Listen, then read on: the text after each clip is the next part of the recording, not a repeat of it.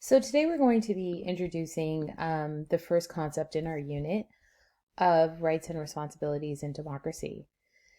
So I want you to think about the idea of what a right is. So oftentimes, a right is something that we sometimes take for granted.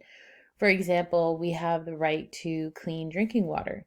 We can go to any water fountain, even in our schools. You remember that we go and we fill our water bottle up at the water fountain, and that's free water, and we have the right to that. And there are other examples if you look to see that we have the right to be protected. We're all staying at home right now, and it can be a little difficult, but our government gives us the right to have protection, whereas some other governments might not have that same right. So, rights and responsibilities in a democracy is something to be very proud of, but it's also something that we have to carry with us. So, when we look at the definition of a right is a freedom that is protected or something that you're allowed to have or receive. Rights are usually fought for and demanded and require effort. All citizens living in a democracy have certain rights. So the right to express yourself, freedom of religion. Just recently, I was reading an article on Facebook, and it was talking about how Bonnie Crombie, the mayor of Mississauga, is having the call to prayer announced at the mosque on loudspeaker so that everyone can hear it. So that's a right to religion, a right to practice our religion. Obviously, that's a really nice thing that she did. That wasn't necessarily a right, but because we have a mosque and we have a place that we can worship, that ends up being a place in which we have a right. So think about that right to practice your religion, the right to say what it is that you want to say. All of the freedom of speech that happens on social media, that's our right. Whereas in other countries and in other histories, that wouldn't have necessarily been the case. And I'm sure that have you ever had to argue for a privilege or an opportunity at home or at school? Were you successful? If so, how? I'm homeschooling my daughter right now, and she has to do a poster on to save a habitat.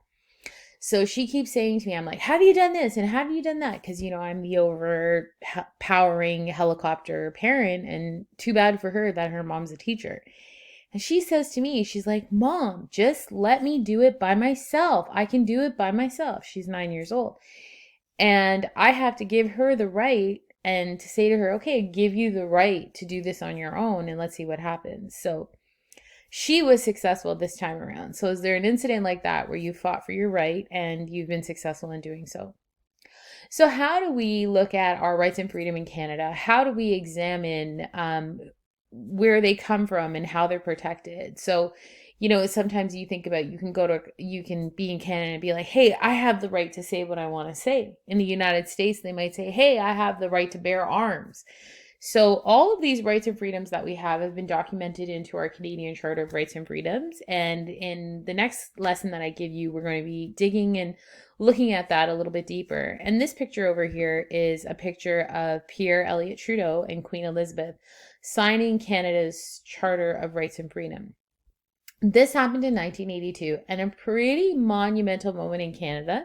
This is a copy of our Charter of Rights and Freedoms. So you can find that in some classrooms. You can find that when you go to government buildings, especially federal ones.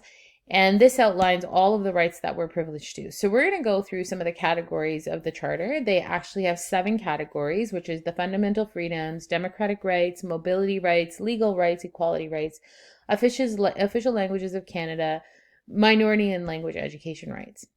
So these are the sections. And then if you go into each of those sections, as you can see here, you kind of dig deeper into the actual charter itself.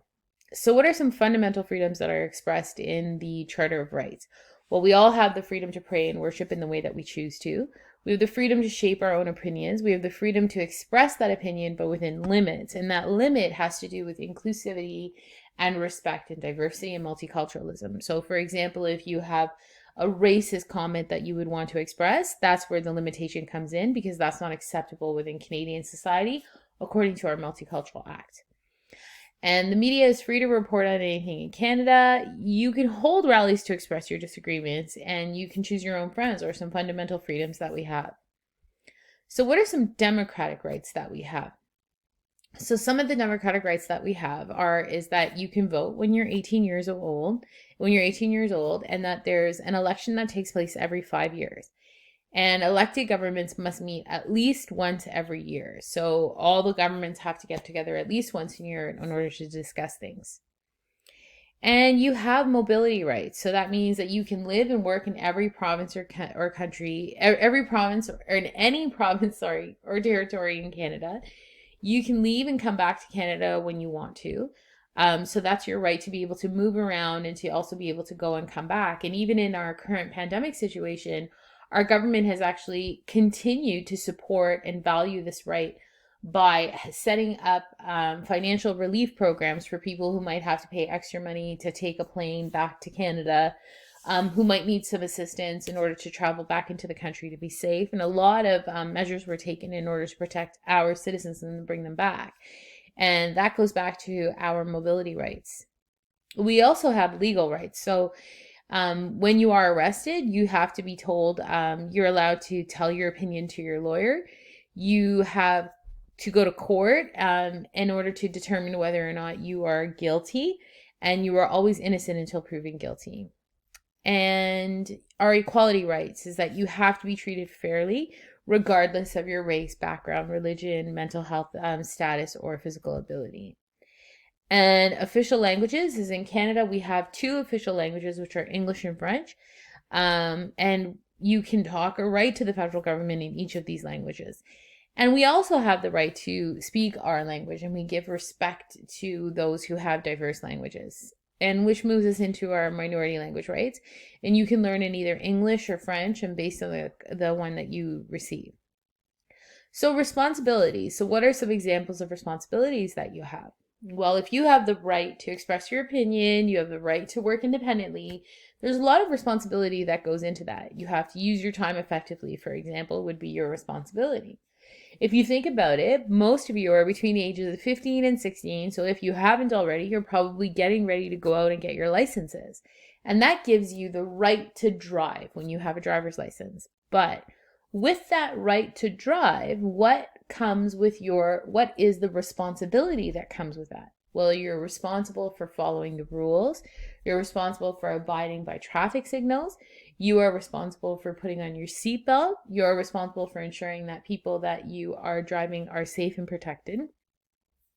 So along with the right to drive, which has a lot of freedoms with it, there comes a lot of responsibilities. So what are some of your responsibilities when living in a democratic country like Canada? Well, it's our responsibility or duty of how we should act. We have to act in a respectful manner that is outlined in our Constitution. And we have the right to vote, but it's our responsibility to go to a polling station and actually cast that vote. So that's our responsibility to do.